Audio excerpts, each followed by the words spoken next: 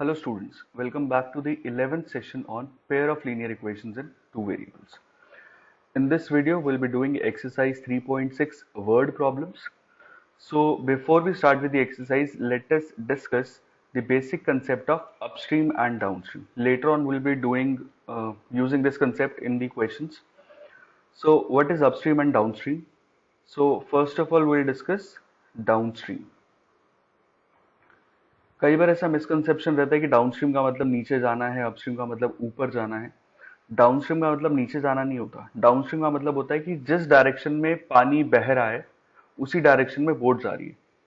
कि अगर suppose river या कोई भी रनिंग वाटर है किसी भी तरीके से, अगर यहाँ पे जो वाटर है या फिर स्ट्रीम जो है, सपोज वो राइट साइड में जा रही है और बोट भी उसी डायरेक्शन में जा रही है, तो ऐसे केस में क्या होता है कि स्ट्रीम और बोट अगर सेम डायरेक्शन में जा रही है तो स्ट्रीम भी जो होती है वो अपनी एनर्जी लगा के बोट को आगे की तरफ पुश करती है। तो सपोज जो पानी है उसकी speed is x kilometre per our और जो बोट है उसकी स्टिल वाटर में, अगर हम उसको खड़े पानी में चलाएं, कहीं पर पानी ऐसे फ्लो नहीं कर रहा, अगर हम उसको स्टिल वाटर में चलाएं तो अगर उसकी स्पीड को हम y kilometre per our assume कर लें तो इस केस में जो स्पीड हो जाएगी बोट की डाउनस्ट्रीम के केस में, वो जो होगी वो इंक्रीज हो जाएगी। तो बोट की स्पीड जो होगी that will be x plus y kilometre per hour. Downstream के केस में क्योंकि स्ट्रीम भी बोट को धक्का देगी तो एक्चुअल में स्पीड इनकी बढ़ जाएगी। फॉर एग्जाम्पल सपोज जो स्ट्रीम है वो मूव कर रही है, या जो पानी है उसकी स्पीड है that is, let us suppose it is 3 kilometre per our. पानी की speed is 3 kilometre per our और बोट को अगर हम स्टिल वाटर में चलाते हैं तो बोट की speed suppose it is 10 kilometre per our. तो डाउनस्ट्रीम के केस में क्या होगा कि पानी अपना फ्लो कर रहा है, बोट अपनी स्पीड से चली रही है, लेकिन स्ट्रीम जो है वो बोट को पुश करेगी, तो एक्चुअल में स्पीड ऑफ बोट जो डाउनस्ट्रीम के केस में हो जाएगी that will become 13 kilometre per our. जो 10 प्लस 3 होगा तो वो 13 किलोमीटर पर आवर हो जाएगी।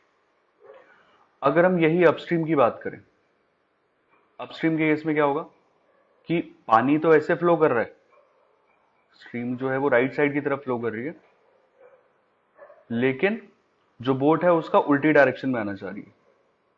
सो बोट उल्टी डायरेक्शन में आना चाह रही है at a speed of y kilometre per hour. So ऐसे में क्या होगा कि speed of boat in upstream जो होगी that will be y minus X kilometre per hour. जैसे अगर पानी यहां से सपोज 3 किलोमीटर पर आवर की स्पीड से जा रहा है और बोट यहां से 10 किलोमीटर पर आवर की स्पीड से आना चाह रही है, ये बोट है और ये ऊपर स्ट्रीम है, तो अब बोट तो ऐसे आना चाह रही है लेकिन पानी उसको उल्टा धक्का देगा, तो बोट अपनी पूरी एनर्जी लगाने के बावजूद भी 10 किलोमीटर पर आवर की स्पीड से आगे नहीं बढ़ पाएगी। तो बोट जो है क्योंकि स्ट्रीम उसको उल्टा 3 किलोमीटर पर आवर की स्पीड से पुश करेगी, सो बोट जो है वो एक्चुअल में सिर्फ 7 किलोमीटर पर आवर की स्पीड से ही आगे बढ़ पाएगी। ठीक है, और क्लियरली अगर समझे तो ये होगा कि अगर पानी की स्पीड भी यहाँ पे 10 किलोमीटर पर आवर है और बोट की स्पीड भी 10 किलोमीटर पर आवर है, ऑल दो बोट अपनी पूरी एनर्जी लगा रही है, लेकिन बोट आगे बढ़ ही नहीं पाएगी क्योंकि दोनों की एनर्जी जो है वो आपस में कैंसिल आउट हो जाएगी। पानी इधर से पुश कर रहा है और बोट इस डायरेक्शन से पुश कर रही है, तो बोट वहीं पर ही खड़ी रहेगी ऑल दो वो आगे बढ़ने की कोशिश कर रही है, तो जो रिलेटिव स्पीड होगी वो हो जाएगी 0। क्लियर?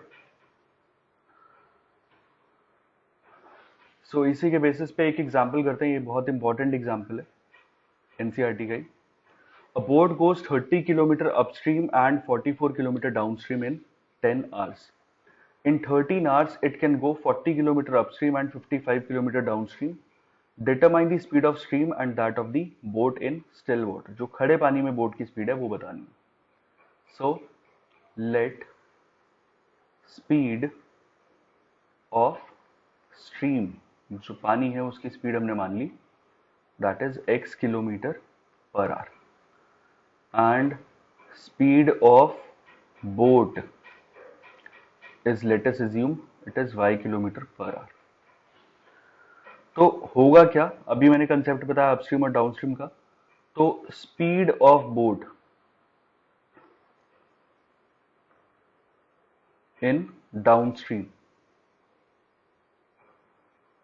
क्या हो जाएगी, डाउनस्ट्रीम के केस में स्पीड जो हो जाएगी that will become x plus y kilometre per hour. अभी बताया था कि क्योंकि बोट और स्ट्रीम एक ही डायरेक्शन में जा रहे हैं तो स्ट्रीम जो है वो बोट को पुश करेगी तो रिलेटिव स्पीड उनकी एड अप हो जाएगी। And speed of boat in upstream will be y minus X kilometre per our, क्योंकि बोट की स्पीड ज्यादा होनी चाहिए आगे बढ़ने के लिए, इसीलिए y माइनस एक्स हुआ, x माइनस वाई नहीं किया।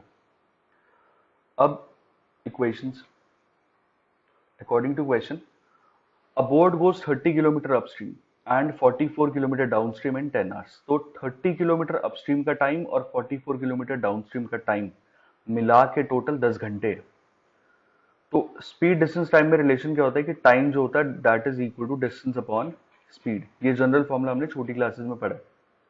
तो अगर हम यहाँ पे टाइम निकालना चाहें, क्योंकि ये जो डिस्टेंस 30 किलोमीटर दे रखा है ये अपस्ट्रीम का डिस्टेंस दे रखा है, तो इसका मतलब अगर हम टाइम अपस्ट्रीम निकालेंगे तो ये हो जाएगा distance upstream upon speed upstream. Upstream का डिस्टेंस अपॉन स्पीड जो होगी वो भी अपस्ट्रीम की ही लेंगे। तो इसका मतलब पहली इक्वेशन कैसे बनेगी, इसका टाइम कैसे निकालेंगे 30 किलोमीटर का, so that will be distance which is 30 upon speed upstream की speed is y minus X, साथ में 44 किलोमीटर डाउनस्ट्रीम, तो डाउनस्ट्रीम का डिस्टेंस हो गया 44, क्योंकि जैसे अपस्ट्रीम का फॉर्मूला बनाया है ऐसी टाइम अगर डाउनस्ट्रीम का निकालना है तो that will be distance downstream upon speed downstream. तो distance downstream is 44 kilometre and speed is x plus Y and total time is given as 10 hours. अगर हम सेकेंड इक्वेशन बनाएं तो सेकेंड इक्वेशन के लिए दे रखा है 40 kilometre upstream, so it will be 40 upon y minus x and 55 kilometer downstream, so it will be 55 upon x plus y is equal to total time कितना दे रखा है यहाँ पे 13 hours। अब उसी फॉर्म में आगे जो हमने लास्ट क्लास में इक्वेशन सॉल्व की थी जो कि रिड्यूसेबल वाली फॉर्म में थी। सो क्योंकि यहाँ पे 1 बाय वाई माइनस एक्स यहाँ पर ऊपर नीचे आ रहा है, 1 by x plus y first और सेकंड दोनों इक्वेशन में आ रहे हैं, so what will do is let 1 upon y minus x is equal to a and 1 by x plus y is equal to b। जो रिपीटिंग पार्ट होता है उसको हम एज्यूम कर लेते हैं, a और b हमने यहाँ पे एज्यूम कर लिया। सो क्या बनेगा, first equation will become 30a, यहाँ पे अगर 1 by y minus x को a लिया, so this will become 30a plus 44b is equal to 10, and second equation will be 40a plus 55b is equal to 13। so अगर हम यहाँ पे coefficients को सेम बनाना चाहें तो सपोज मैंने यहाँ पे a का कोफिशिएंट सेम बनाने का सोचा, so coefficient of a is 30 and a का कोफिशिएंट यहाँ पे है 40, तो 30 और 40 का जो एलसीएम आ रहा है दैट इज 120। सो इसको 120 बनाने के लिए what will do is will multiply this equation by 4 and इसको 120 बनाने के लिए इसको हम मल्टीप्लाई करेंगे 3 से। सो क्या बन जाएगी इक्वेशन 120a प्लस 44 इंटू 4, 4 4 जा 16, 6 1 carry 176b is equal to 40। ऐसी जब यहां मल्टीप्लाई करेंगे तो it will become 120a plus 165b is equal to 39। अब क्योंकि यहाँ 120a है यहाँ पर भी 120a आ रहा है तो दोनों इक्वेशंस को हमने कर दिया सबट्रैक्ट, जिससे कि a और a वाली टर्म्स कैंसिल आउट हो जाए। तो क्या मिलेगा 176b minus 165b, this is 11b is equal to 1। So value of b will be 1 upon 11, b की वैल्यू 1 बाई 11 आ गई। अब b अगर 1 बाई 11 आया, हमें a निकालना है, तो हमें ये पता है 30a plus 44b equal to 10, b की वैल्यू लगा दो इधर, so 30a plus 44b is equal to 10, ये कैंसिल आउट हो गया 4 पे, सो 30a विल बी प्लस का 4 उधर आके minus 4, it will become 6, so a will be 6 upon 30 which is 1/5। तो यहाँ से हमने a की वैल्यू निकाली, बट a और b नहीं निकालने थे, हमें x और y निकालने। तो a और b, क्योंकि यहाँ पे हमें पता है कि 1/y माइनस एक्स a के बराबर है, 1/y minus x is equal to a and 1/x plus y is equal to b। So that means 1/y minus x अगर a है तो 1/y minus x is equal to 1/5 and 1/x plus y is equal to 1/11। So अगर reciprocal करेंगे तो what you will get, y minus x is equal to 5 and इसका reciprocal किया तो x plus y is equal to 11। अब हमें दिख रहा है यहाँ पे कि माइनस एक्स है, इधर प्लस एक्स है, तो अगर हम यहाँ पे इनको डायरेक्टली ऐड कर दें तो क्या मिलेगा, यहाँ पे ऐड करने पे माइनस एक्स और प्लस एक्स कैंसिल आउट हो जाएगा, तो you will gate 2y is equal to 16। So y will be equal to 8 और y की वैल्यू जब 8 यहाँ पे लगा देंगे, so x plus 8 is 11, तो you will get x is equal to 3। तो x और y हमने क्या माने थे, x था speed of stream, therefore speed of stream will be x, which is 3 kilometer per hour, and speed of boat will be y kilometer per hour, which is 8 kilometer per hour। So this is the answer, and this is a very important example. So coming on to the exercise, question number 2. Question number 1 we have already done. So question number 2, first part. Ritu can row downstream 20 km in 2 hours and upstream 4 km in 2 hours. Find her speed of rowing in still water and the speed of the current. तो हमें current मतलब जो पानी है, जो stream है, उसकी speed बतानी है और किस स्पीड से वो चला रही है अपनी बोट, वो स्पीड बतानी है। So let speed of rowing in still water, ये बोट की स्पीड है। तो बोट की स्पीड स्टिल वाटर में एज्यूम कर ली, that is suppose x kilometre per hour, and speed of current, current मतलब water, is suppose y kilometer per hour। So that means speed of boat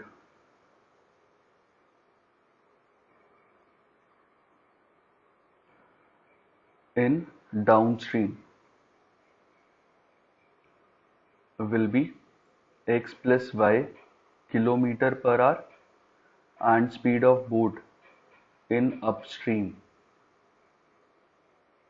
will be x minus y। क्योंकि यहाँ पे boat की speed हमने x ली है, तो boat की speed ही ज़्यादा होती है हमेशा। तो जो हमने लास्ट में किया था वहाँ पे ये बोट की स्पीड को हमने y माना था, इसीलिए ठीक है, speed of boat in still water है।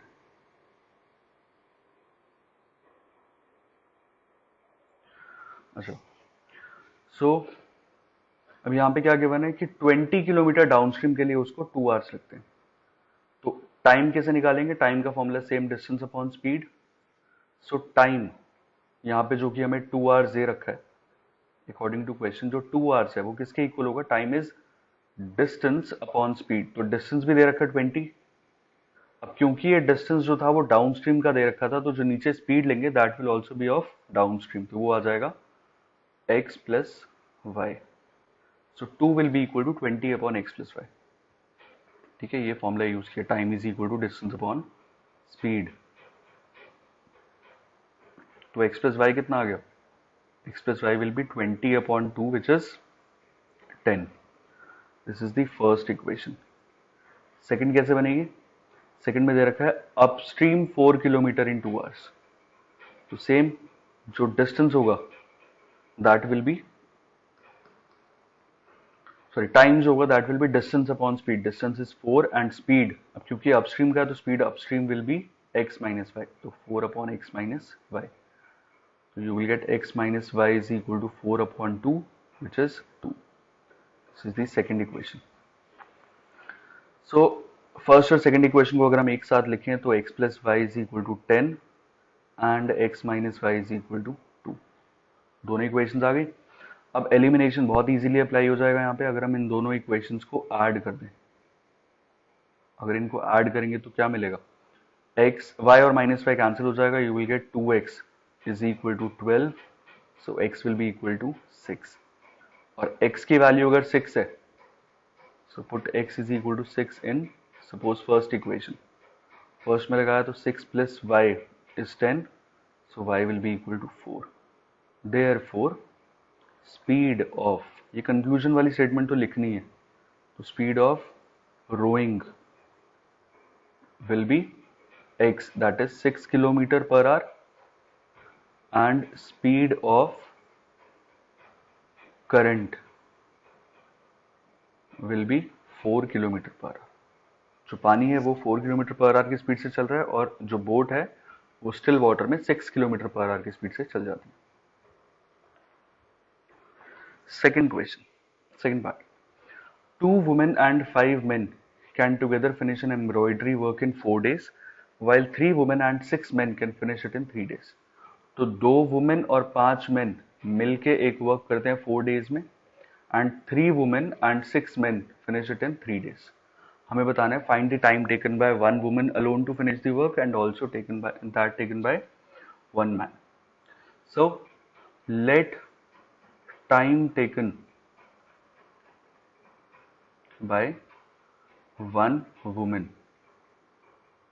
is, let us suppose it is x days, women to complete one work। एक वर्क को कंप्लीट करने के लिए सपोज एक वुमेन को x डेज लगते हैं, and time taken by 1 man to complete one work is, suppose it is y days। एक मैन को लगते हैं y days। अब क्योंकि ये वर्क डन वाला क्वेश्चन है तो वर्क डन वाले कंसेप्ट से करेंगे। ऑलरेडी ये वर्क डन वाला कंसेप्ट आपने क्लास 8th में किया हुआ और 9th में थे कुछ कंसेप्ट। सो उसी कंसेप्ट को अगर हम अप्लाई करें तो एक बार वैसे थोड़ा सा रिकैप देख लेते हैं कि सपोज अगर एक वुमेन 3 डेज में काम कंप्लीट करती है, 3 डेज में अगर एक वर्क कंप्लीट होता है तो दैट मीन्स एक दिन में कितना वर्क कंप्लीट होगा, एक दिन में 1/3 of the work will be completed.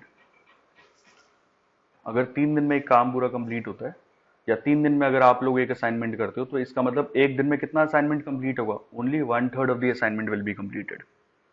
So ऐसे ही अगर हम मान के चल रहे हैं कि अगर x डेज में एक वुमेन काम कंप्लीट करती है, 1 work is completed, so that means in 1 day 1/x of the work will be completed।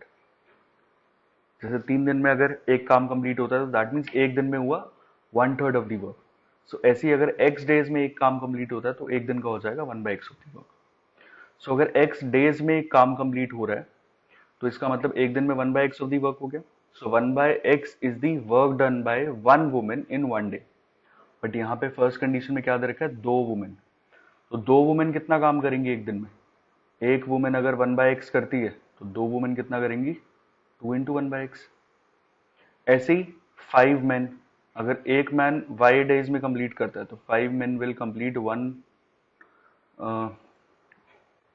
in 1 day he will complete 1/y of the work and 5 men will complete 5 into 1/y of the work। अब क्योंकि ये मिल के 4 दिन में काम complete करेंगे, complete the work in 4 days, but we are comparing 1 day work. So अगर 4 days में एक वर्क कंप्लीट हो रहा है, सो दैट मीन्स एक दिन में कितना होगा, एक दिन में 1/4 of the work will be completed. यहाँ पे हम वर्क डन कंपेयर कर रहे हैं, so it will be equal to 1/4 because only 1/4 of the work will be completed. ऐसी सेकेंड कंडीशन को देखें, वाइल 3 वुमेन, सो 3 वुमेन का क्या हो जाएगा, 3 into 1/x and 6 men, 6 men का हो जाएगा 6 into 1/y is equal to, कितने दिन में करते हैं, 3 डेज में। So in 1 day they will complete 1/3 of the work. Same उसी फॉर्म का आ गया। So let 1/x is equal to a and 1/y is equal to b. Assume कर लिया। सो इक्वेशंस क्या बनेंगे अब? So you will get 2a plus 5b equal to 1/4 and 3a plus 6b equal to 1/3। ये equation बनी।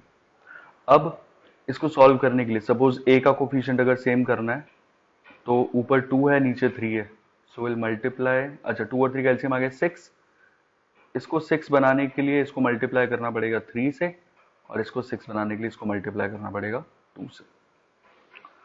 Elimination मुझे easy लगता है इसलिए मैं एलिमिनेशन से करता हूँ, अदरवाइज आपको जिस मेथड से सही लगे आप उस मेथड से कर सकते हो। इसमें कोई रूल नहीं होता वर्ड प्रॉब्लम में कि आपको एलिमिनेशन से करना है कि सब्स्टिट्यूशन से करना है।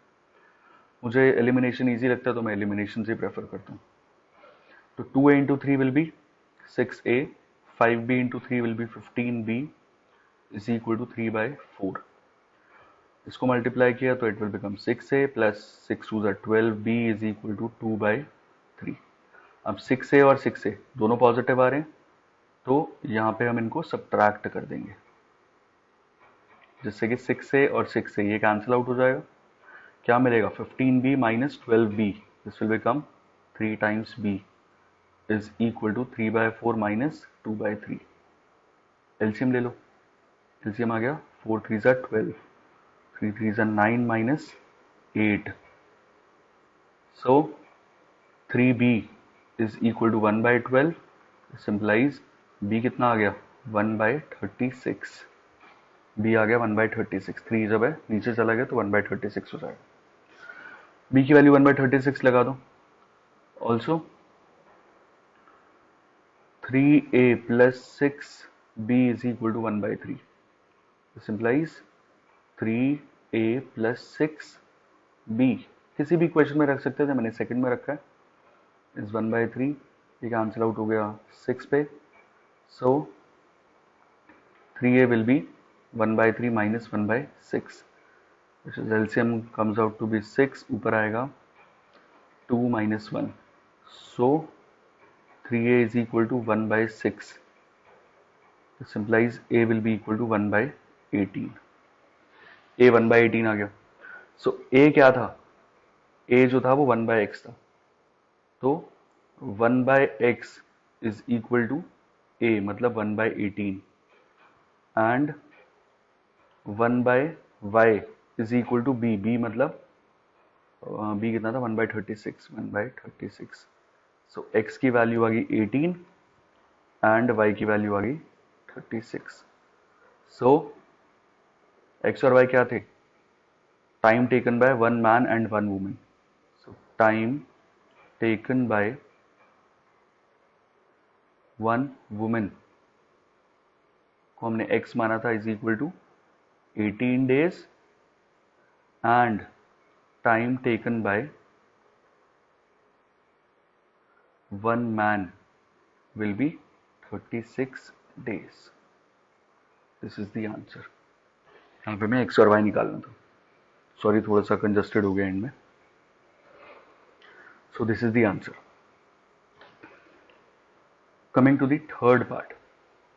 Ruhi travels 300 km to her home partly by train and partly by bus.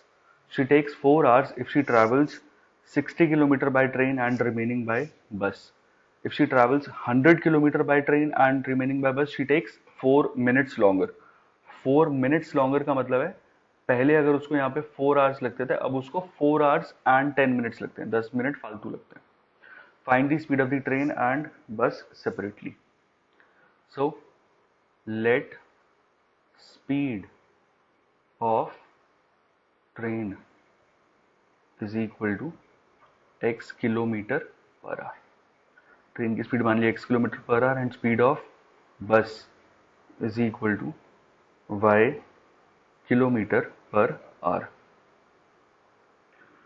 अब कंडीशन क्या दे रखी है कि 300 किलोमीटर वो ट्रैवल करती है, अगर 60 किलोमीटर ट्रेन से करे बाकी बचा हुआ बस से करे। टोटल 300 है, 60 अगर ट्रेन से कर रही है इसका मतलब बस से कितना कर रही है? 240 kilometre she is travelling by बस। तो इसका मतलब जो टाइम टेकन बाय बस है प्लस जो टाइम टेकन बाय ट्रेन है that is equal to total 4 hours. पहली कंडीशन का मतलब ये। और टाइम का फॉर्मूला क्या होता है? टाइम होता है distance upon speed. Time is distance upon speed. तो अगर हमें ट्रेन का टाइम निकालना है तो ट्रेन का डिस्टेंस क्योंकि 60 किलोमीटर है तो ट्रेन का टाइम कितना हो जाएगा? Distance which is 60 upon speed of the train. Train की स्पीड कितनी एज्यूम की है? x। तो 60 upon x is the time taken जो कि ट्रेन में ट्रैवल का लगा। 60 अपॉन x ट्रेन के ट्रैवल का टाइम। बस का डिस्टेंस है 240, सो दिस इज 240। उसकी स्पीड है y, तो ये आएगा 240 upon y is equal to total time. Total time कितना है? Total time is 4 hours. क्योंकि यहां पर भी किलोमीटर पर आवर में था तो यहां पर भी इसको आवर्स में ही रखना है वैसे भी। Second condition, if she travels 100 kilometre by train, तो अगर 100 अपॉन एक्स हो जाए एंड रिमेनिंग बाय बस। बस का कितना हो जाएगा? अब अगर 100 किलोमीटर ट्रेन से है तो बस का हो जाएगा 200 किलोमीटर, क्योंकि टोटल 300 था तो 100 अगर ट्रेन से है तो 200 विल बी बाय बस। तो ये आ जाएगा 200 upon y is equal to total time कितना है? 10 मिनट फालतू। पहले लगते थे 4 घंटे और अब लग रहे हैं 10 मिनट फालतू। अब क्योंकि ये आवर्स में चल रहा है सब, तो यहाँ पर भी मिनट्स को हम आवर्स में कन्वर्ट करेंगे। तो 60 से डिवाइड कर दिया तो 10/60, सो ये आएगा 4 + 1/6। एलसीएम लेंगे तो 6 4 24 एंड 1 25/6 आवर्स। अब वही सेम जो रिपीटिंग पार्ट है, 1/x is equal to a and 1/y is equal to b। क्या बनेगा इधर? 60a + 240b is equal to 4। तो 1/x को a लिया, 1/y को b लिया, तो 60a + 240b is 4 and second equation आएगी 100a + 200b is equal to 25/6। ये आ गया। इसके बाद फ्रैक्शंस में आ रहा है तो फ्रैक्शन को थोड़ा सा अवॉइड करते हैं। तो फर्स्ट इक्वेशन तो सेम रहेगी 60a + 240b is equal to 4। और सेकेंड इक्वेशन में जब यहाँ पे 6 क्रॉस मल्टीप्लाई करेंगे तो ये आएगा 600a + 1200b is equal to 25। सो ऊपर 60a है और नीचे है 25, सॉरी 60 है और नीचे 600a। तो अब क्या करेंगे? इसको पूरा हमने मल्टीप्लाई कर दिया 10 से, जिससे कि ऊपर जो कोफिशिएंट है ए का दैट विल बिकम 600 और नीचे वाला भी कितना आ जाएगा यहाँ पे 600a। सो इक्वेशन क्या बनेगी? 600a + 2400b is equal to 40 and यहाँ पे 600a + 1200b is equal to 25। Minus minus minus, क्योंकि दोनों पॉजिटिव आ रहे थे 600 तो इसलिए हमने यहाँ पे इसको सब्ट्रैक्ट कर दिया। 600 कैंसिल आउट हो जाएगा। क्या मिलेगा? 1200b is equal to 15। तो b कितना आया? b will B 15 upon 1200 which is 1/15 into 8 80। b आ गया 1/80। अगर b 1/80 है तो b की वैल्यू 1/80 लगा दो। 60a + 240b is equal to 4। ये कैंसिल आउट हो गया 3 पे। So 60a is equal to 1 simplify a कितना आ गया? 1/60। a और b की वैल्यूज है, हमें तो x और y निकालना है। So 1/x is equal to a मतलब 1/60 and 1/y is equal to 1/80 जो कि b के इक्वल है। सो x is 60 and y is 80। x क्या था? x was speed of train, therefore speed of train is equal to 60 km/h and speed of bus will be 80 km/h. So with this we have completed exercise 3.6. In the next video we'll be doing exercise 3.7 which is the optional exercise. और in case अगर आपको इस exercise में इसमें 3.6 में अगर कोई doubts हैं तो आप इस वीडियो को एक बार दोबारा देखना। बहुत इजी एक्सरसाइज नहीं है तो मे बी आपको एक दो बार देखना पड़ेगा तभी चीज़ें क्लियर होंगी। तो आई प्रेफर कि अगर नहीं समझ में आ रहा है तो इस वीडियो को एक बार और देखो। Thank you so much.